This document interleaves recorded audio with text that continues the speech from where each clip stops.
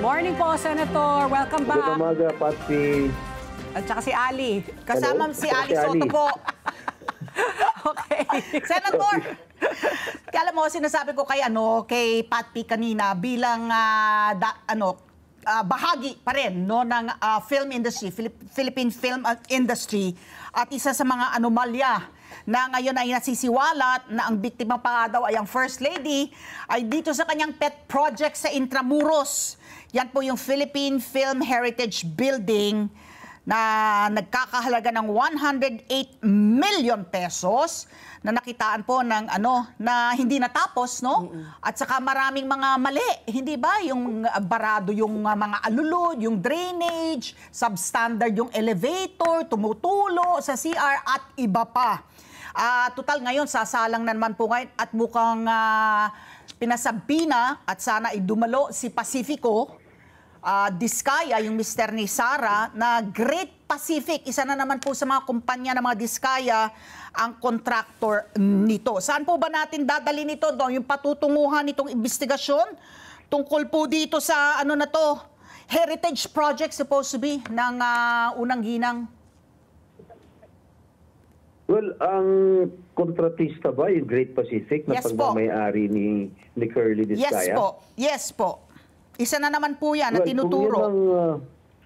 Kung yun ang contractor at sumipot si Curly mamaya sa pandinig ng Blue Ribbon Committee, yan ay isa sa aking mga tanong. Kung bakit substandard at sira-sira yung kanyang ginawang building. Dahil sa akin, napaka-importante yung proyekto ng ating unang ginang, si First Lady Lisa Marcos. Dahil yan po ay makakatulong sa industriya ng pelikulang Pilipino.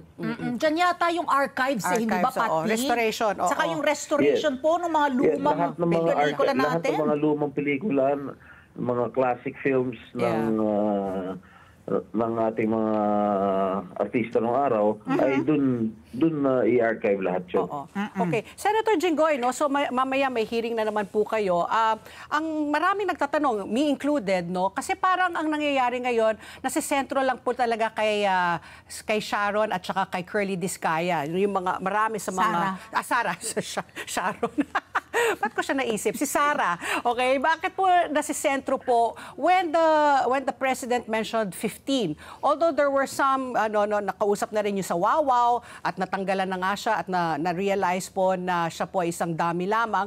After the Diskayas, who are you also going to investigate? A lot of people are wondering why the number one, yung kay ano pangalan?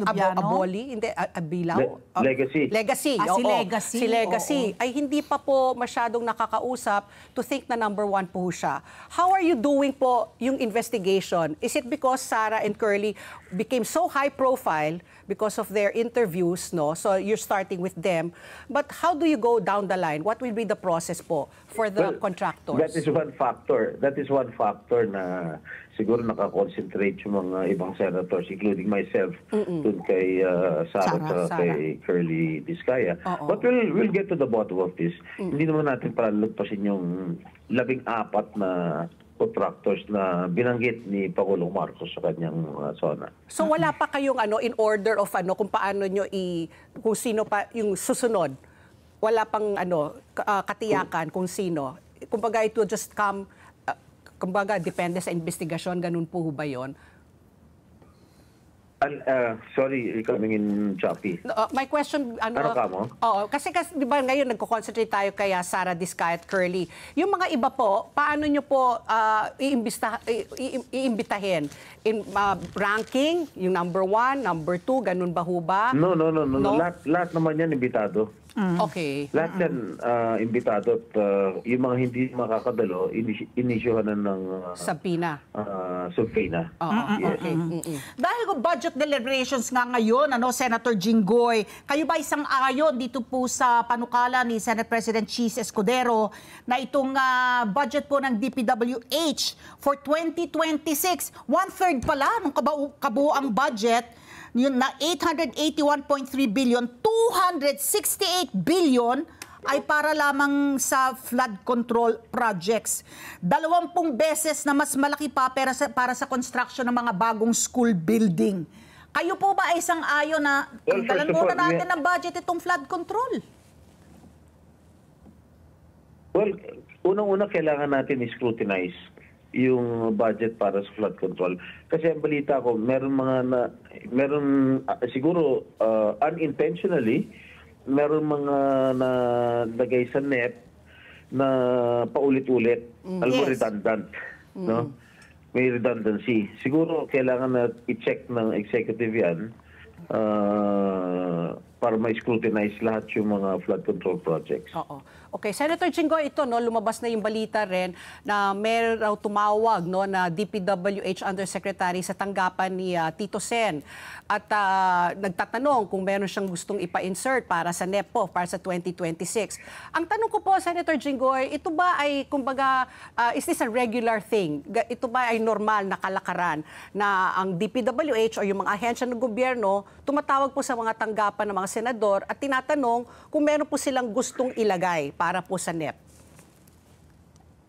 Well, for me, that is improper for a DPWH official to call a lawmaker para maglagay ng insertion. That is not their business. Okay? Hindi karapat-dapat na gawin ng isang DPWH official yan na tumawag sa isang senador para maglagay ng insertion sa kanilang budget. Ikaw hindi natawagan ever, Senator Jinggoy, ng DPWH? Hindi, wala. Wala. Okay. Ngayon, Senator Jinggoy, sinabi na nga na handa na yung executive order, pirma na lamang ng Pangulo ang kailangan para dito sa bubuing independent commission. Of course, we know na may parallel investigations dyan po sa House, no, yung Infracom, at dyan po sa inyo sa Senado by way of the Blue Ribbon Committee. Pag natatag na po ba itong independent commission, ano po sa inyong palagay? Itutuloy-tuloy pa rin ng Blue Ribbon Committee ang kanilang sinasagawang investigasyon? Kahit na po meron ng independent commission? Sa amin, that is the call of the chairman, our chairman, si Senator Rodante Marcoleta, kung gusto pa niya ituloy, despite the fact na tatayo na si Presidente ng Independent Commission para imbestigahin yung flood control. But sa akin palagay, kailangan pa rin ituloy dahil we're doing this in aid of legislation. Yun naman gagawin ni Presidente na executive order para magkaroon ng Independent Commission. May mga prosecutorial powers yan. No? Depende sa Presidente kung anong powers na pwede na ibibigay niya sa Independent Commission. My follow-up question, Okay, if I may, Pat P. Kasi doon sa bababang kapulungan, yung mga kongresista, meron ng mga identified, if I'm not mistaken, 67 ba, Pat P? Na mga contractor din. Oo, mga So, ganun. may linaw na may conflict of interest. Diyan po sa upper house, sa upper chamber, sa Senado, wala namang identified pa na contractor, number one. Number two, if there is man, ang naki-question po is yung mga nakatanggap po ng campaign donations noong mga nakarang eleksyon na inuumpisahan nga ng 2022, di ba? Para hindi pa mag-prescribe at masampahan ng kinakaukulang kaso. So, yung sa Senado po, tama po ba yung impormasyon natin na wala pong contractor among you, the senators? Walang sentractors doon. Walang contractor. Walang Hello? sentractors. Walang sentractors. Walang sentractors doon. At dahil ikaw ay alam ko naniniwala ko ni isa sa amin walang kontratista doon. Oo. Okay. At dahil ikaw ay nag-aral ng law, ano ang basa mo dun sa Omnibus Election Code kung saan hindi dapat magkaroon ng campaign donation? Ang pinarurusahan po ba yung pagbibigay ng campaign donor? Pinarurusahan din po ba yung pagtanggap? Alam mo, hindi ako abogado pero sa akin palagay, kung yung isang contractor nagbigay personally based na sa kanya talaga galing yung pera, sa tingin ko wala namang problema yun. Pero pag ang kumpanya ang nagbigay ng pera, iba kasi yung juridical personality niyan eh. Pag ang kumpanya ang nagbigay ng donation sa isang politiko, baka doon magkakaproblema. Okay. Pero pag kunwari ako contractor. Pagpalagay natin, Jinggoy Construction Company. Pag Jinggoy Construction Company, yun ang nagbigay, magkakaroon tayo ng problema. Pero kung ako, as an individual, palagay wala naman problema. But that's Okay. the way of Kasi circumventing the magkaibang law. juridical personality yan. Oo. Anyway. Okay. So, ito, Senator Jinggoy, dyan po sa mababang kapulungan, no, nagkakagulo na po sila.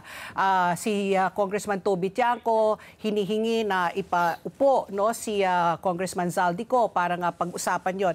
Ako ang tanong ng bayan rin po, pagdating po sa Senado, are you also willing to call on the other senators, particularly, no, like tinatanong po nila, kailan kaya uupo si Senator Mark Villar? Kasi siya po ang namuno ng DPWH 2016 hanggang 2022. Si Senator Chis Escudero, na openly admitted no, na tumanggap po siya ng 30 million. Si Senator Joel Villanueva, nung una sinasabi wala siyang connection po dito sa DPWH regional engineer, si Henry Alcantara. Yung mga ganon, yung mga... Bongo. Oh, may bongo pa na his family also, no, ay kontratista rin. So, yung mga ganito, Senator Jinggoy, are you also going to police within your ranks yung mga ibang senador rin na marami po nagtatanong? As a matter of courtesy, ako I cannot force them to testify, no? Unless they are willing to volunteer some information. No? That is for me as a matter of courtesy. Yeah. So they can refuse and it's all right, even if there's public clamor. Well, yes, they can. But of course, they must issue a statement regarding the issues concerned. Okay. Okay. So, no, I was going to say nga, kasi even if there's public clamor, you don't think that the pressure is there na kailangan nilang harapin, no? So sabi mo, as a public statement will suffice. They don't have to sit in the hot seat, kumbaga. Yes, unless they want to volunteer sa hearing. Of course, we will welcome it. Is there any move now for them po to make, is there an effort on their part, or are they trying to stay away? Well, I do not know. Okay. I have no idea. Senator Jinggoy, ang utos kasi ng Pangulo is mula lamang dun sa kanyang termino, no? 2022 hanggang 2025 ang sinisipat. But kayo po, sa Senado, ano po ang consensus? How far back? Because apparently, by itong pagbasa natin, this has been going on for decades. So how far back po are you planning to look into itong flood control project? Actually, si PBBM na nagsabi, di ba? This has been going on for a long time. So how far back po, Senator? Ang sinabi ni Presidente mula 2018 hanggang 2025. So yun ang aming tinitingnan. And then, starting only, tututukan yung 15 kontraktor na pinangalanan sa flood control program.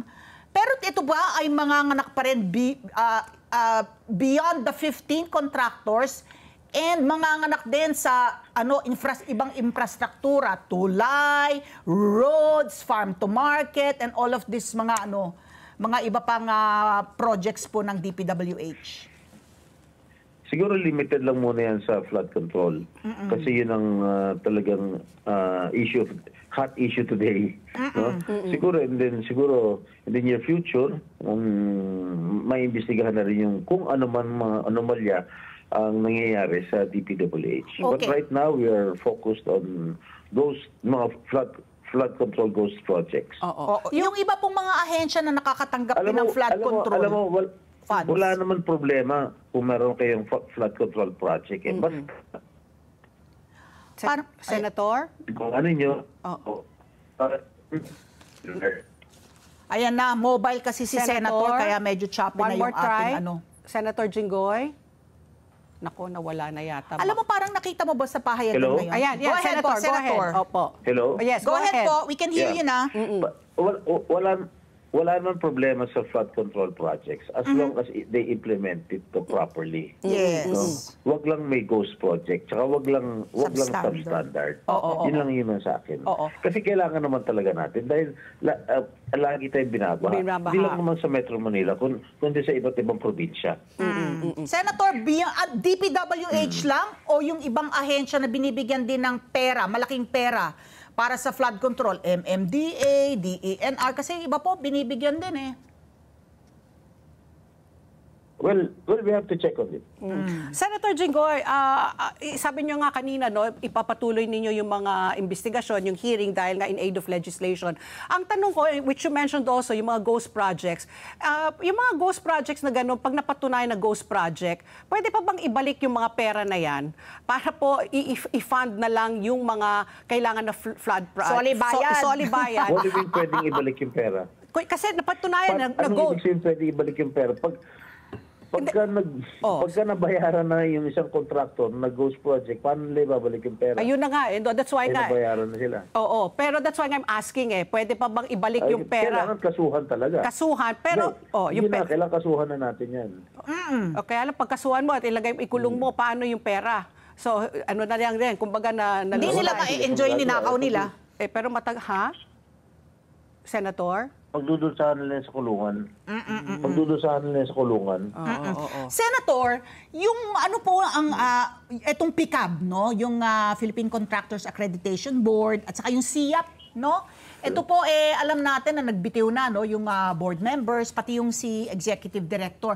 But that's not ano pa rin, ano, sila ay maari pa ring kaharapin yung mga kaso kung sakaling mapapatunayan nga na merong ano yung for sale? Registration for sale. Certification, yung accreditation.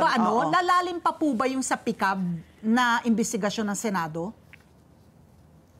Well, we will look into that matter, no? Kasi marami na rin marami din tayo narinig ng mga nagkakaroon ng anomalya dyan sa PICAB, no? Kasi meron din isang contractor naging miyembro ng board of directors pa yata ng PICAB. No? Yes. And I think that is a clear conflict of interest. Senator, Kaya siguro kailangan talagang you have to thoroughly investigate these issues.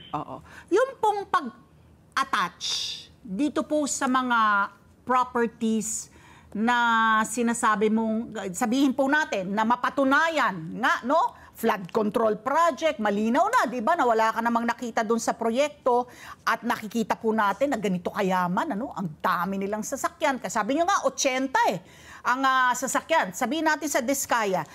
At what point, pwede po bang i-attach yung mga properties nila?